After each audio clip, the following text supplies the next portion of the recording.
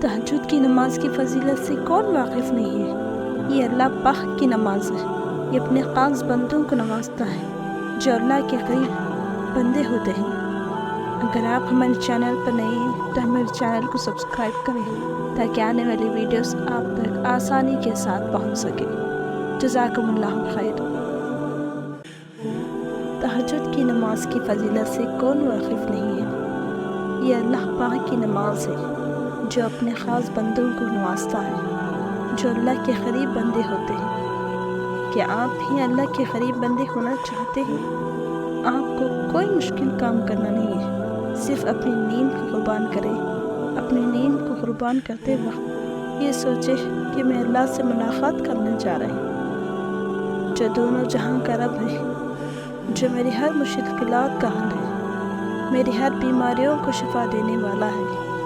رسول اللہ صلی اللہ علیہ وسلم نے فرمایا، اللہ تعالیٰ فرماتا ہے، میرے ذکر کے لیے وقت نکالو، میں تمہارے کام میں برکت عطا کروں گا، ورنہ دنیاوی کاموں کی کثرت تم پر اس قدر مسلط کر دوں گا کہ تمہیں فرصت ہی نہیں ہوگی اور سکون سے محروم رہو گے۔ صحیح بخاری کی حدیث ہے۔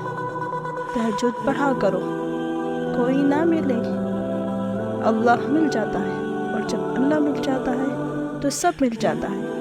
جو تہجد پڑھتا ہے تو اللہ تعالیٰ اس کے چہرے کو حسن عطا فرماتا ہے، جو چاہے حبشہ کا حبشہ کیوں نہ ہو کہ چہرے پر کشش پیدا کی جاتی ہے۔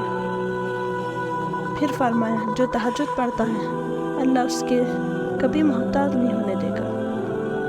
تیسرے نمبر پہ فرمایا، اللہ جو تہجد پڑھنے والا ہوتا ہے اس کو بڑھاپے کے آثار سے محفوظ رکھتا ہے، اس کی کمر کبھی ٹیڑھی نہیں ہوتی۔ اور چوتھے نمبر پر فرمایا، تہجد پڑھنے والا جب مرے گا تو اللہ اس کو ایمان پہ موت عطا فرمائے گا۔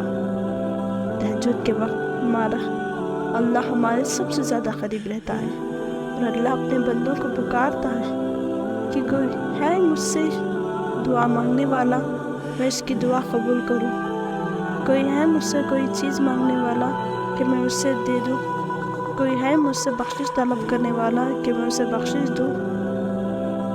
اس پوری کائنات کا بادشاہ آپ سے پوچھ رہا ہوتا ہے کہ میرے بندے تمہیں کیا چاہیے، تو دن بھر پریشان رہ کر بندوں کو پریشانی بتانے کے بجائے رات کو تہجد کے وقت جاگے اللہ سے اپنی دعا مانگے۔